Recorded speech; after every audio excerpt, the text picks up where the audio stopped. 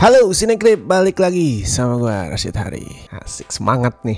Kalau yang di review tuh film bagus, kalau yang di review film-film gak jelas tuh kayak udah ngantuk duluan sebelum ngomong. Oke, kali ini ada satu lagi film yang kemarin sempet tayang di JWC ya. Satu lagi film JWC yang thanks to Klik Film ya berhasil tayang di bioskop reguler walaupun terbatas banget layarnya. Gue nggak tahu berapa sih. Kayaknya seperti biasa ya, hanya di kota-kota tertentu. Tapi semoga nanti kedepannya makin luas persebarannya. Yaitu ada Die My Love. Ini film yang adaptasi novel berjudul sama, bikinannya Ariana Harwich dan disutradarai Lynne Ramsay. Lynne Ramsay itu kalau film-film dia sebelum ini yang paling dikenal orang itu adalah We Need to Talk About Kevin. Itu film bagus, Tilda Swinton keren di situ. Ezra Miller juga masih waras di situ ya. Intinya Lynne Ramsay is a great director. Jadi gue nungguin Die My Love itu bukan cuman karena yang main Robert Pattinson, terus Jennifer Lawrence, tapi juga karena saudaranya Lynne Ramsay. Kalau ngomongin cerita, gue rasa sih ini film bisa diwakili sama penggalan lirik dari lagunya Joy Division, Love Will Tear Us Apart. Gue pilih lagu itu nggak random ya. Love Will Tear Us Apart nanti dipakai buat ngiringin credit scene-nya di belakang. Ada part lirik dari lagu itu yang emang perfect banget buat ngegambarin ini film sebenarnya cerita soal apa. When routine bites hard and ambitions are low and resentment rides high but emotions won't grow. Pas banget untuk mewakili film nih ya, karena dia menceritakan soal rutinitas hubungan atau tepatnya itu rumah tangga yang pelan-pelan karena nggak ada effort yang cukup kuat, mau itu dari satu pihak atau dari kedua pihak, lama-lama tuh udah cintanya hilang dan bakal cuma mendatangkan rasa sakit aja dan pelan-pelan menghancurkan mereka. Tapi ini film bukan cuman itu ya, cerita rumah tangga ala-ala drama Indonesia di mana karakter utamanya perempuannya si istri itu bersikap pasif, terus dia sering disakiti, kesepian, dan yang bisa dilakukan hanya menangis lalu berdoa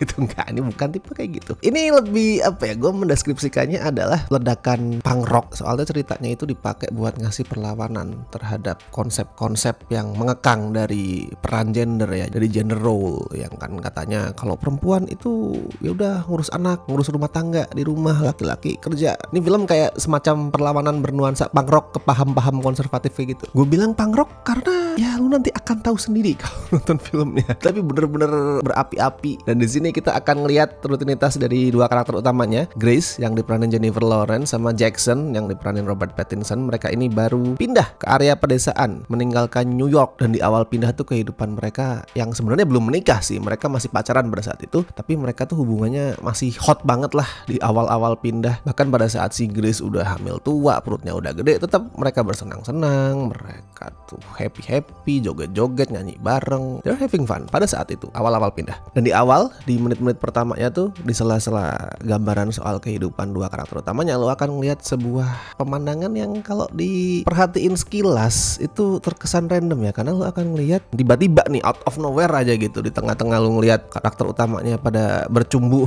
gitu, out of nowhere lo akan ngelihat sebuah hutan yang gelap terus kebakar. Nah, di awal gue mengira oh ini mewakili cinta karakter utamanya yang membara banget nih, tapi turns out bukan itu yang coba digambarkan. Ya intinya benih api itu adalah sesuatu yang menghancurkan, yang meluluh lantahkan. Tapi intinya semua hal-hal happy yang tadi dilakuin sama Grace dan Jackson itu pelan-pelan mulai berubah setelah si Grace melahirkan, punya bayi. Si Jackson itu sibuk kerja mulu, keluar rumah mulu, kayak nggak lagi perhatian, nggak lagi kepengen sama istrinya, sedangkan si Grace ya udah di rumah sendirian. Yang langsung kelihatan ya pada saat film ini diputer adalah aspek rasio. Itu langsung menonjol banget, soalnya aspek rasionya dipakai yang kotak. Berapa tuh ya angkanya? Gua agak lupa tuh. 1331 kalau nggak salah. Aspek rasio yang kotak, yang sempit, dan itu gambarin perasaan karakter utamanya si Grace, karena dia tuh hidupnya kan jadi sempit banget tuh, sendirian dalam rumah yang juga nggak gede kayak penjara. Terus lama-lama dia makin ngerasa sesek karena ditinggal mulu sama suaminya, nggak dikasih perhatian. Well, itu bukan teknik yang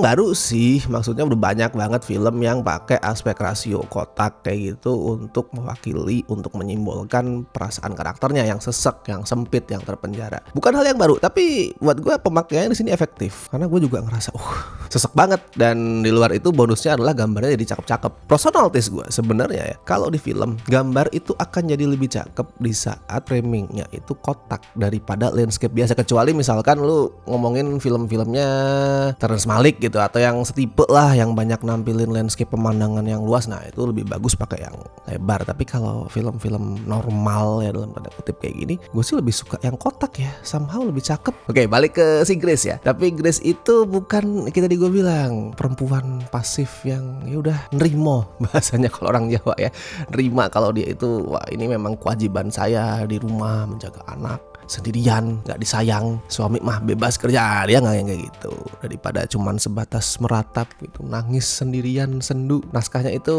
ngasih lihat pergulatannya Grace dengan cara yang ya meledak-ledak kayak tadi gue bilang, sangat-sangat punk rock. Ya lu bayangin sendiri lah musik punk rock itu kayak gimana kan, melakukan perlawanan dengan cara yang liar, yang destruktif kadang-kadang. Bukan karena dia caper, tapi karena kalau misalkan protesnya dengan cara yang halus, yang damai, yang mana bisa bikin sosok yang diprotes itu ngelihat ke arah dia. Dan di situ akan ngelihat banyak tingkah-tingkah liar dan destruktif dari si Grace. Dia joget-joget lah, nutup kulkas aja nggak bisa pelan-pelan tapi ditendang sambil lompat. Pokoknya sangat-sangat liar. Tapi sekali lagi dia destruktif bukan karena emang dia suka menghancurkan. Justru sebaliknya, dia udah hancur terlebih dahulu karena cinta. Atau mungkin bukan cinta ya, tapi lebih tepatnya tuh iming-iming tentang konsep cinta. Si Jackson kan menawarkan itu kayak, wah aku akan mencintaimu bla bla bla bla. Begitu terjadi hidup bareng, cinta itu nggak dikasih, hancur si Grace. Nah kalau di cerita-cerita seperti ini ya, seorang perempuan kesepian kan biasanya digambarkan dengan dia itu punya hasrat terpendam gitu, dan dia tuh mendambakan ada pangeran berkuda putih. Nah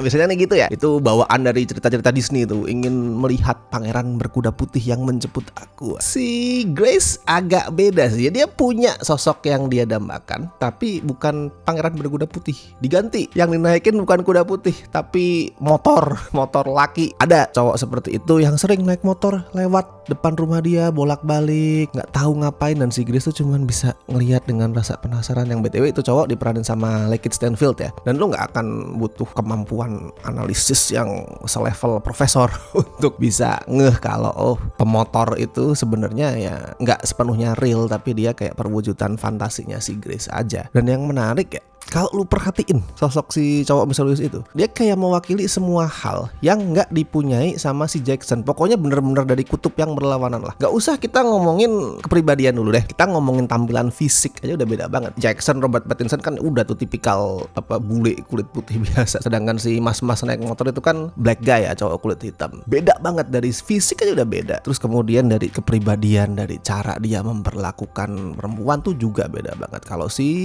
Jackson kan childish, semaunya sendiri, ribut, sedangkan si laki-laki misterius itu lebih kalem, lebih maco, lebih maskulin, tapi juga punya sisi yang lembut, sisi yang care. Nah itu semua fantasinya si Grace, karena dia pengen mendapatkan sesuatu yang nggak dipunyai, yang nggak dikasih sama si Jackson. Dan karakter mas-mas naik motor itu bukan satu-satunya fantasinya Grace ya. Die My Love ini sering banget melompatin garis batas antara realita dan imajinasi. Nah ini yang perlu lu perhatiin sih, karena kalau tidak paying attention tuh, dan kemudian lu tidak bisa memilah-milah sebenarnya mana yang real, mana yang imajinasi, ya, lu akan tersesat dan lu akan bingung dan lu akan bete nonton filmnya. Karena ya emang liar banget, lompatannya tuh nggak ada kayak transisinya, nggak ada gradasinya, udah semaunya sendiri, bener-bener ya kayak karakternya si Grace liar banget. Bisa lu tiba-tiba di satu detik lagi ngelihat sebuah realita, terus detik berikutnya lu udah pindah ke dunia fantasi, dunia imajinasi, itu bisa. Jadi ini benar-benar perlu pay attention lah. Nah ngomongin acting kita, Jennifer Lawrence mantap. Gitu aja udah mantap pokoknya. J.Lo tuh paling cocok kalau karakter kayak gini ya, karakter yang dalam tanda kutip a bit crazy gitu kan. Cocok J.Lo karena sorot matanya tuh selalu kosong. Ini bukan bukan kritik ya, bukan kayak dia tuh matanya kosong nggak ada rasanya, enggak. Tapi Jennifer Lawrence tuh selalu bisa nampilin kesedihan yang kayak gitu, yang mungkin bibirnya senyum atau mungkin badannya tuh gerakannya cepet bersemangat tapi matanya kosong. Pantes sih kalau misalkan ini nanti dapat nominasi Oscar Best Actress, tapi kemungkinannya kecil sih, gue rasa sangat-sangat kecil. Soalnya banyak banget performance lain yang gue nggak bisa ngejudge kualitasnya karena belum nonton. Tapi kalau ngeliat campaign-nya, kalau ngeliat hype-nya, studio yang nge-backing promosinya itu jauh lebih berpotensi. Jadi gue nggak yakin apakah J.Lo bakal dapat nominasi Oscar. I don't know. Tapi apakah layak? Ya layak. Robert Pattinson juga bagus. Di sini Robert Pattinson bagus sebagai sosok laki-laki yang super childish. Lu akan sangat-sangat enjoy untuk membenci karakter Jackson di sini karena dia childish banget. Kalau si Grace itu meledak-ledak karena dia itu sedih, karena dia itu depresi. Kalau si Jackson meledak-ledak karena dia itu childish, karena dia itu keinginannya nggak terpenuhi. Dan nanti lu akan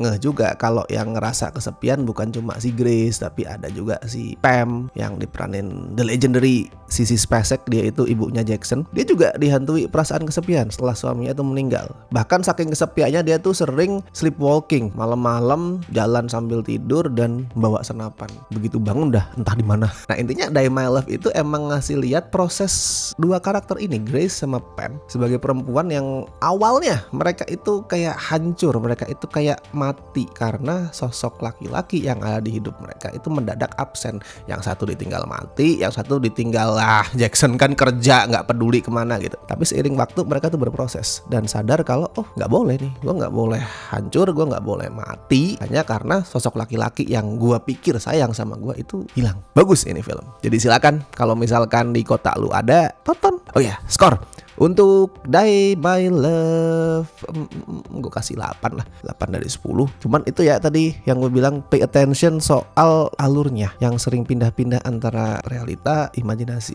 Itu bener-bener mesti pay attention. Sekali aja lu tersesat di situ, bete, ngerasa apa sih ini, bisa kayak gitu kalau misalkan tidak pay attention. Jadi ini memang harus nonton pada saat lu seger, jangan lapar, jangan ngantuk, jangan lagi bete. Dan buat yang nonton, bagiin juga review kalian bisa di bawah di kolom komentar atau di scorefilm.com. Silakan diramaikan di sana. Dan thank you banget buat teman-teman yang masih setia join membership Cineklip, terutama beliau-beliau berikut ini dari Tile Besti and La Familia. Thank you so much. Oke, gue Arsyad Hari, sampai ketemu di review-review film keren berikutnya.